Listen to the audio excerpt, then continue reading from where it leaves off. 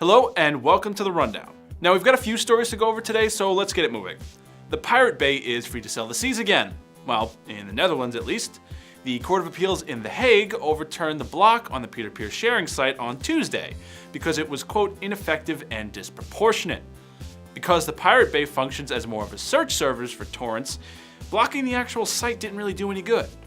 Pirates, to use the popular misnomer, used proxy servers to access the site. Or they just used other torrent sites like uTorrent or BitTorrent instead. The court's 2012 decision to block the Pirate Bay didn't account for the other sites. But this new decision isn't necessarily the end of the road. Dutch anti-piracy agency Brain could still appeal the decision. Next, we knew about Apple's plan to integrate iOS 7 into cars last summer. There's been some murmurs here and there since then, but nothing particularly concrete.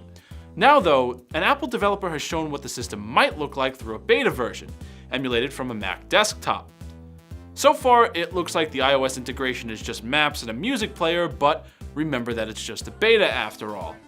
With luck, Apple will give us a robust demo of what the system will actually look like for consumer applications. But they've been rather quiet since their original announcement in 2013. Now, the lack of manufacturer support from the automotive industry might be playing a role here.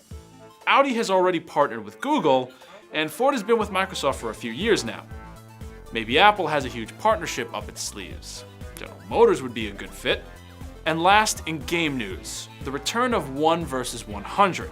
Microsoft has said that they've got a project slated for the Xbox One that'll be reminiscent of the Xbox 360 online title. 1 vs 100 was a popular online game show, where players would be part of the mob of 100 people, answering questions and gaining points based on how fast they chose the correct answer. If they were lucky, they'd get picked as the one and compete against the 100-person mob.